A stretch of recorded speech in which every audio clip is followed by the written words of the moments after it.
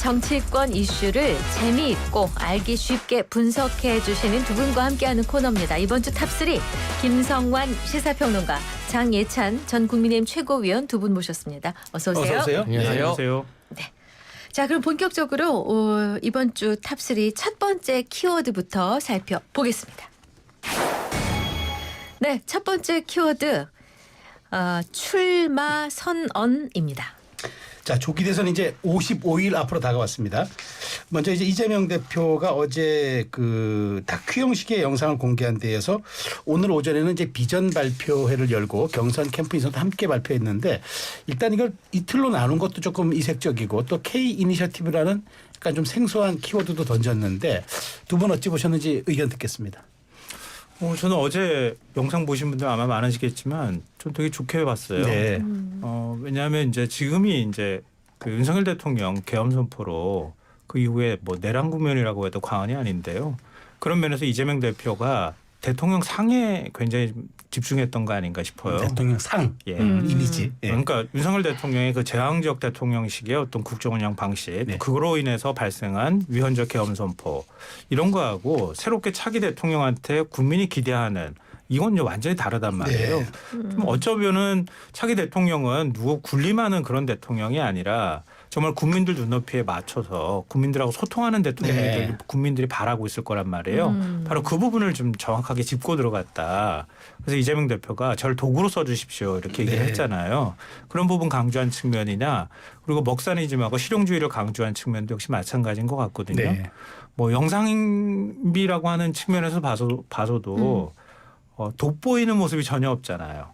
그러니까 뒷 배경하고 후보가 하나가 된 것 같은 느낌을 받았을 거예요. 네. 아마 다 파스텔톤으로 네. 화면을 구성하고, 그러니까 뭔가 굉장히 친근하게 다가가는 그런 모습들을 보이려고 노력한 것 같고요. 네. 그리고 무엇보다도 이 대선 출마 선언을 그럴듯한 어떤 장소의 상징성을 활용해서 했다기보다는 유튜브를 통해서 했잖아요. 유튜브는 굉장히 개인적인 매체잖아요. 미디어인데요. 그러니까 굉장히 거리감, 친숙하게 다가가려고 노력한 측면이 있다. 그래서 뭐 탈권위, 온화함, 부드러움, 뭐 이런 것들을 통해서 이미지 변신을 하려고 시도했던 거 아닌가 싶어요. 네. 어떻게 보셨어요? 장혜찬 최고님. 그러니까 저는 사실 반대 진영에 속해 있기 때문에 뭐 혹평이나 비판을 해야 되는 입장이지만 네. 네.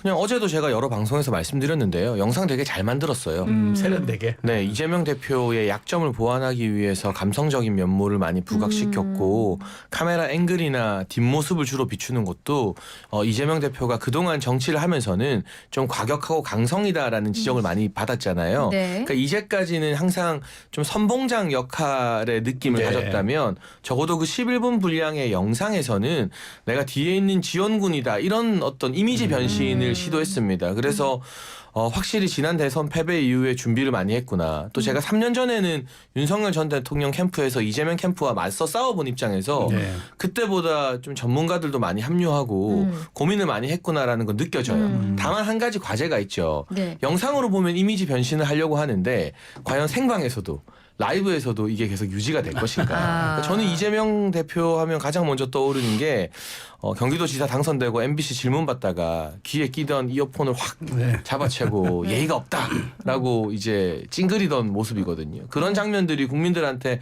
많이 뇌리에 박혔기 때문에 강성이다, 과격하다라는 이미지가 생긴 거잖아요. 그러니까 앞으로 55일 이재명 전 대표 측의 과제는 저 잘 만든 다큐멘터리 영상 같은 이미지를 거의 24시간 이 대선 후보 동선은 생중계가 되는데 그 생중계에서도 계속 유지할 수 있을 것이냐, 그게 관건이라고 생각합니다. 그렇군요. 뭐 다큐 영상부터 공약집에 가까운 정책 비전, 그리고 뭐 정치권을 통틀어 지금 뭐 독보적인 1위 주자니까요. 오랫동안 준비를 하신 것 같아요. 그리고 선수들도 잘 붙은 것 같습니다.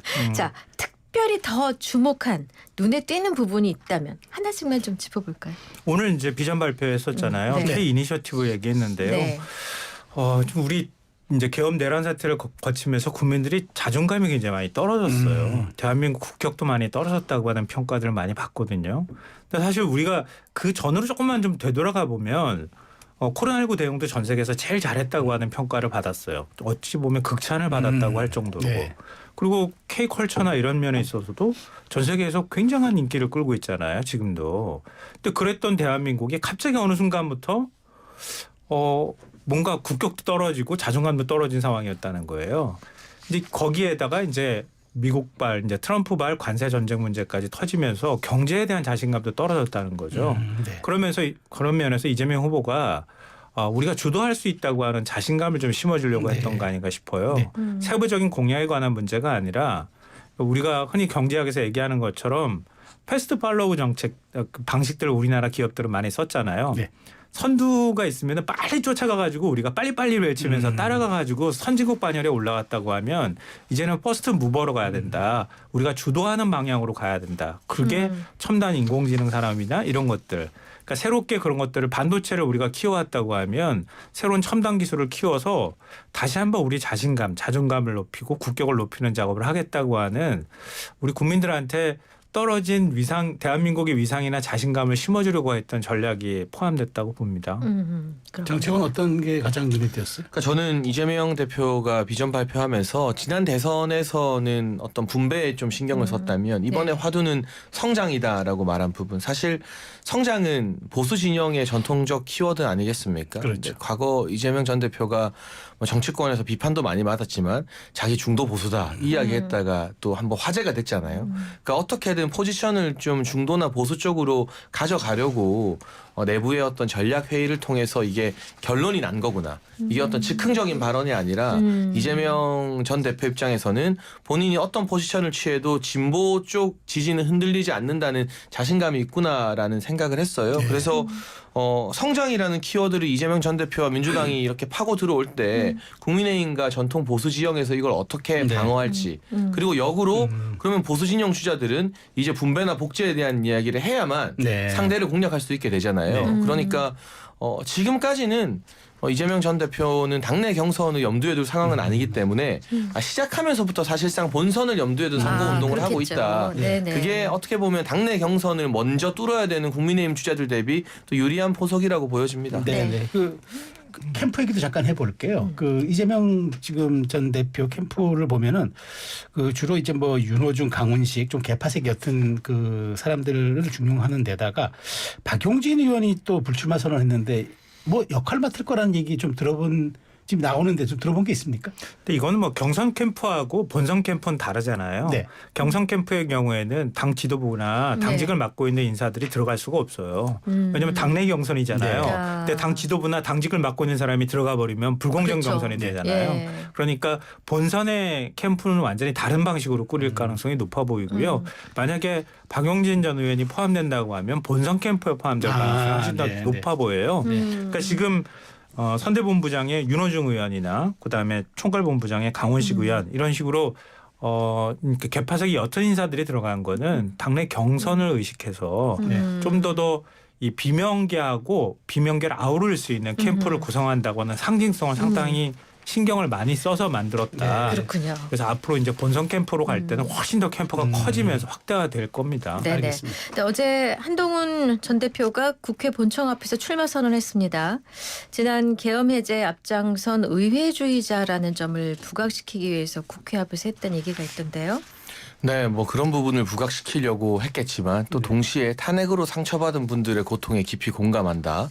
그 고통을 오래 뭐 나누겠다라는 말도 했어요. 네. 그러니까 저는 한동훈 전 대표 행보를 보면 좀 선명성이 부족하다라는 생각이 듭니다. 이를테면 개헌 반대가 본인의 기치고 강점이면 또 과감하게 그 길로 가야 돼요. 근데 그렇게 되면 국민의힘과 전통 지지층에서는 배신자라는 프레임을 또 감수를 해야 됩니다. 네. 근데 그건 또 싫고 국민의힘 내부에서 지난 탄핵 국면에서 윤석열 전 대통령을 지지하는 분들이 여전히 가장 많은 파일을 차지하고 있기 때문에 그 지지층에게 뭔가 어필하는 말도 해야 되고 그러니까 이게 계엄과 탄핵이라는 게 좀 정반대의 정치적 사건이잖아요. 그런데 계엄과 탄핵으로 고통받은 분들의 고통을 내가 다 껴안겠다라는 것은 글쎄요 이게 두 마리 토끼 잡으려다가 두 마리 다 놓치는 거 아닌가 싶어서 뭐 제가 한동훈 전 대표를 비판을 많이 하는 입장이지만 이건 정말 객관적으로 저도 이제 대선 국면이기 때문에 네. 건조하게 평가하려고 노력을 하는데 이게 잘 되면은 두 마리 토끼를 다 잡는 거지만 네. 자칫 잘못하면 두 마리 토끼를 다 놓칠 수 있다는 점 그리고 최근에 여론조사를 보면은 두 마리 토끼를 다 잡는 걸로 보이진 않거든요. 네. 예전에 비해서는 지지세가 많이 빠지고 상대적으로 어렵잖아요. 아마 한 전 대표 캠프에서도 경선이 본격화되면 어느 한 가지 한쪽 노선을 좀 선명하게 취하는 걸 택하지 않을까 그 고민을 하게 되는 순간이 올 거라고 봅니다. 네. 근데 한 전 대표가 서태지처럼 시대를 바꾸겠다고 했거든요. 어떻게 아, 보셨어요? 지금 시대가 어느 시대인데 서태지처럼 난 시대를 알아요. 바꾸겠다고. 네. 아니 그러니까요. 내용 알아요? 본인이 70년대생이라는 거 강조하기 위해서 90년대 초반 학번들이 주로 이제 서태지 세대라고 부를 수 있거든요. 네. 근데 그게 그 시절 30몇 년이 지난 거잖아요. 그때 시대 교체를 하는 게 이게 지금 젊은 층한테 과연 어느 정도 소구력을 가질까. 그것도 뭔가 좀 다른 시대에 대한 인식이 좀 잘못된 거 아닌가 개인적으로 그런 생각이 들고요. 그러니까 장희찬 전 최고도 지적을 해주셨지만 한동훈 전 대표는요. 한동훈 후보는 분명하게 자기 입장을 태도를 정해야 돼요. 아니 이렇게 애매하게 한다 그래가지고 그러니까 국민의힘 지지층에서 지지해 줄 것 같은가요? 아닌 것 같거든요. 네. 제가 볼 때는. 네. 그러면 차라리 합리적 보수, 또 중도 보수, 그리고 또 위헌적인 계엄 선포에 대해서 실망한 보수 이런 쪽의 목소리를 적극적으로 대변하면서 거기에 따르는 보수 진영의 새로운 질서나 재편들, 보수 혁신을 얘기하면서 가주는 게 맞지. 아니 파면된 윤 전 대통령 눈치나 슬금슬금 살피면서 그렇게 해가지고 어떻게 지지를 얻겠어요. 네. 제가 볼 때는 이렇게 가나 저렇게 가나 똑같아요. 그럼 의미 있게 줘야 될 거 아니에요. 지더라도. 그러니까 이런 식의 태도로는 제가 볼 때 의미 있는 지지율 받기 어렵다고 네. 봅니다. 알겠습니다. 자, 오늘 이제 그 나경원 의원이 지금 국회에서 대선 출마를 선언하는데 그 나 의원이 이제 윤 대통령과 파면 짓고 이제 관저에서 1시간 동안 독대를 하고 이래가지고 윤심 얘기가 좀 솔솔 나오는데 이거 어떻게 봐야 됩니까? 일단 나경원 전 원내대표 같은 경우는 지난 탄핵 국면에서 가장 앞장서서 열심히 싸운 후보였어요. 그런데 네. 그동안은 나경원 의원이 대선 출마를 할 것인지 여부가 불투명했기 때문에 상대적으로 여론조사에서 조금 가려졌지만 항상 국민의힘 내부의 전당대회나 뭐 서울시장 경선이나 이런 일들이 열리면 꾸준히 일정 이상의 지지를 받는 후보가 바로 나경원 의원이거든요. 네, 아, 네. 그러니까 국민의힘에서 나경원이라고 하면은 일정 수준 이상의 팬덤이 형성되어 있습니다. 그런데 윤석열 전 대통령이 탄핵 선고 이후에 사실 지도부가 찾아간 건 먼저 예방한 거고 가장 먼저 부른 정치인이 나경원 전 의원이거든요. 네, 그렇죠. 그게 뭐 윤심이 명확하게 어디로 갔다 아니다 규정하지 않더라도 윤석열 대통령을 지지하는 열망이 남아있는 보수 지지층에게는 굉장한 긍정적인 요소, 지지할 만한 요소로 작용할 수 있어서 사실은 언론에서 김홍오한 그러니까 김문수, 홍준표, 오세훈, 한동훈 네. 네. 네 명이 국민의힘의 최종 경선인 4인 경선에 올라갈 것으로 많이들 관측을 하잖아요. 네. 근데 나경원 의원이 출마 선언을 하고 본격적으로 레이스를 하게 되면 네. 이 김홍오한 구도가 흔들릴 가능성은 충분히 있다. 아. 적어도 4등 티켓을 거머쥘 만한 어떤 경쟁력은 보일 것이다. 그럼 누가 이제 4등에서 5등이 되느냐는 좀 변수가 있겠지만 네. 약간 굳어지는 듯한 아. 그래서 조금은 심심했던 국민의힘 경선 구도에 나름의 어떤 지각 변동이나 재미를 일으키기에는 저는 충분한 카드이고 그렇군요. 무엇보다 여성 후보군이 없잖아요. 지금 그렇죠. 국민의힘에. 예. 그래서 여성 주자로서 뛰는 것 자체가 의미 있는 행보라고 생각합니다. 네네. 이제 보수 지지층에서 지지율 1위를 달리는 김문수 전 장관도 이제 출마 선언했어요. 깨끗한 제가 피고인 이재명 이긴다 이런 일성을 보였는데 홍준표, 오세훈 시장 다음 주 초에 할 거라고 하고요. 국민의힘에서는 출마자와 출마 예정자까지 합치면 10명이 넘습니다. 그래서 이제 경선 룰이 어떻게 되느냐가 초미의 관심사였는데 뭐 진통 끝에 확정했습니다. 1차 경선에서 여론조사 100%로 4명 압축. 2차 경선에서는 선거인단 투표 50, 여론조사 50% 합산해서 후보 2명을 뽑는 방식. 자, 이 방식 어떻게 평가하십니까? 근데 이건 장혜찬 네. 전 최고께 여쭤보는 게 나을 것 같아요. 저도 설명은 할 수 있는데 네. 훨씬 더 리얼하게 잘 얘기해 줄 것 같아요. 근데 이게 역선택 방지 조항이 들어갔잖아요. 네. 네, 그렇게 들어갔죠. 그러면 당원 조사랑 결과가 거의 안 다르게 나와요. 제가 지난 총선 때 국회의원 경선 해보고 네, 네. 네. 뭐 이겨도 봤잖아요. 네. 그럼 결과를 후보들한테는 보여주거든요. 아. 이게 외부에는 승패만 그렇죠. 공개하지만 아. 공직선거법 위반이라고 그러더라고요. 세부 지표는 후보들한테는 보여줄 수 있어요. 예. 그런데 보면 제가 당원에서 이긴 포인트랑 네. 그 국민 여론조사, 네. 지역구 여론조사 예. 이것도 역선택 방지 들어갔거든요. 네. 소수점 빼고 다 똑같이 나와요. 그래요. 네, 그러니까 예. 놀라울 정도로 똑같이 나와요. 그리고 지난번 전대에서도 한동훈 전 대표 예시를 들어보면 당원 조사랑 일반 민심 조사랑 똑같이 63% 나왔어요. 그 한동훈 전 대표 네. 당선된 때도 소수점 그랬죠. 빼고. 네. 그건 뭐냐? 역선택 방지 조항이 들어가면 예. 응답하는 분들이 국민의힘 지지층과 무당층인데 무당층의 응답 비율은 상대적으로 좀 낮거든요. 아하. 그러면 국민의힘 지지층들이 주로 응답해서 네. 이게 당원 조사를 넣고 안 넣고의 차이가 그렇게 크지는 않습니다. 그러니 1차 이 4인 경선으로 가는 1차 컷오프에서도 사실상 국민의힘의 전통 지지층의 선호도가 많이 반영된다고 봐야 되고 여기서 주목해야 될 부분은 뭐 민심이냐 당심이냐가 아니라 네. 결선 투표가 들어갔다는 거. 그렇죠. 아. 네, 최종에서 이제 4인 경선에서 과반 득표자가 안 나오면 1대1을 한 번 더 한다는 거. 네. 이거는 이제 국민의힘 선관위에서 흥행에 초점을 맞췄거든요. 네. 1대1 구도 한 번 더 하면 아무래도 언론의 관심이 더 집중되잖아요. 그리고 이거는 4인 경선에서 2등한 후보가 역전할 수 있는 가능성이 생기거든요. 아, 그렇죠. 3등, 4등 표를 만약에 모아온다면. 그렇군요. 그래서 그 변수가 생기는 결선 투표 도입 여부가 이전까지와는 다른 국민의힘 대선 경선에 주목할 만한 마지막 좀 불꽃을 타오르게 할 만한 요소인 것 같고요. 나머지는 큰 차이는 없습니다. 어떻게 보세요? 네. 저는 안간힘이라고 생각해요. 안간힘. 네. 결선 투표까지 그렇게 만들어야 되는 상황인 거죠 지금. 아. 국민들한테 워낙 큰 실망을 줬기 때문에 어떤 근데 방식으로든 결선 투표가 근데 원래 민주적 제도 아닌가요? 오히려 그 50% 이상을 그렇죠, 그렇죠. 넘는 사람이 후보를 먹는다는 게 정당성 갖는다는 얘기도 있어요. 뭐 우리나라 지금 개헌 얘기 나올 때도 사실 네. 결선 투표 얘기가 나와요. 그러니까요. 왜냐하면 우리나라 대통령이 당선이 돼도 국민 절대 다수의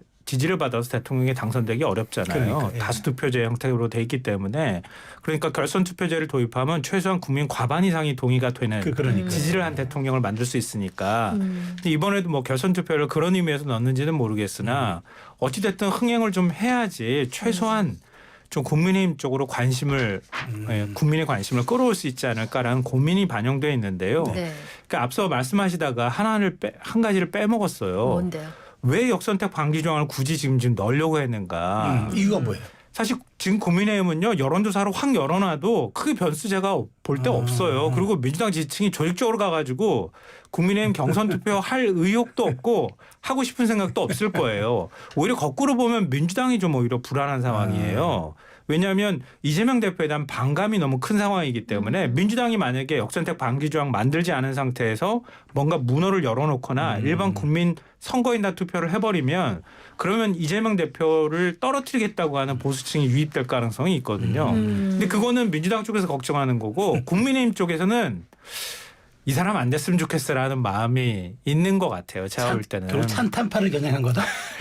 유승민 뭐 아, 이런. 그래서 그런 쪽 후보가 예. 올라오지 못하게 만들고 싶은 생각이 근데 있는 것 같아요. 요거는 제가 짧게 반박하면 예. 지난 국회의원 경선에서도 역선택 방지 조항을 적용했거든요. 네네. 그러니까 이게 역선택 방지라는 게 사실은 여론조사나 당내 경선의 트렌드가 되고 있기 때문에 아, 예. 국회의원 뽑을 때는 넣었다가 더 중요한 대선 후보 뽑는데 안 넣는다는 건 좀 앞뒤가 안 맞잖아요. 꼭 누군가를 겨냥했다기보다는 당원과 지지층 결집을 하기 위해서 이걸 안 넣었을 때 당원들의 불만이 많아질 수 있으니 그런 차원이라고 생각합니다. 네. 근데 이제 특히 대선에서 관건은 중도층이잖아요. 아까도 우리 장최호가 그 얘기하셨잖아요. 해보니까 거의 비슷하더라. 네. 그러면 중도는 대답을 안 했고 거의 안 했고 중도의 민심을 잘 파악하기 어렵다는 뜻으로 해석이 되거든요. 그러면은 뭐 최근 나온 여론조사를 봐도 중도라고 뭐 답하거나 아직 후보를 정하지 않았다는 층이 한 20%에 육박하는데 이거 그러면은 너무 간과하는 건 아닌가? 근데 그거는 네. 또 이런 묘수를 쓰면 됩니다. 어떤 뭐 묘수? 선관위가 어떤 결정할지 모르겠는데 기존의 역선택 방지 조항은 지지 정당을 물어봐요. 네. 그래서 국민의힘 지지나 무당층만 응답하게 하잖아요. 그렇죠. 네네. 근데 이념을 물어보면 됩니다. 아. 보수냐 중도냐 진보냐. 네. 그래서 진보라고 응답한 분들만 빼고 보수 중도라고 응답한 분들만 투표하게 하면 네. 지금 기존의 역선택 방지 조항보다 조금 더 중도층이나 이런 분들의 참여를 넓힐 수 있는 그 당신보다 민심에 가까워질 수 네, 있다. 그렇게 할 수 있기 때문에 음. 지금 정확하게 기술적으로 역선택 방지 조항이 들어는 가는데 정당으로 걸을지 이념으로 걸을지는 안 정해졌거든요. 만약 이런 지적들이 나온다면 이념으로 역선택 방지 조항을 걸게 되면 나는 중도요라고 응답한 분들의 응답을 다 받을 수 있기 때문에 그게 또 조금은 재밌는 결과를 만들어낼 수도 있겠죠. 그건 현실적으로 어떻게 안 돼요. 막을 방법이 없어요. 그래요? 물어보면 저 중도예요. 그리고 대답할 수 있는 거니까 네. 그 사람은 어떻게 검증하겠어요. 그건 사회 분위기하고 응답자의 어떤 마음속에 관한 인식에 관한 문제일 거예요. 그러니까 완벽하게 거르는 장치는 사실상 없다고 보는 게 맞을 거예요. 네. 대선 관련해서 끝 질문입니다. 자, 이제 나경원 의원도 그렇고 이제 대선 출마 선언한 이철우 경북지사 김문수 전 장관 모두 다 이제 윤 대통령을 만났거나 또 통화했다면서 윤심을 또 전언하고 자, 우리 정말 윤심을 잘하는 장전 최고가 보기에 윤심은 누구에게 있습니까? 저는 윤석열 전 대통령께서 지금 같은 경선 국면에서 섣불리 누구를 지지하는 메시지는 내지 않을 거라고 생각을 합니다. 그리고 정치적 메시지가 힘을 얻으려면 빈도가 잦아지면 안 돼요. 결정적인 국면, 분수령일 때 힘을 실어줘야죠. 이를테면 사자 후보로 압축되거나 아하. 네. 아니면 결선을 가서 1대1일 때 아하. 이 사람이 더 낫겠다. 아하. 그리고 우리 모두 통합해서 힘을 모아서 대선에 승리해달라. 그러니까 가장 경선 마지막 국면에 가서야 윤심이 조금 드러날 수 있지. 지금은 원론적으로 윤석열 전 대통령과 함께했던 후보들을 다 응원해주고 덕담해주는 차원이라고 보고 있고요. 네. 다만 윤심의 주목이 가는 이유는 국민의힘의 또 보수의 지역 내에서 탄핵을 찬성했거나 탄핵을 주도한 분들의 설 자리는 그만큼 좁다. 현재로서는 그 정도 의미로 보는 게 적절할 것 같습니다. 알겠습니다.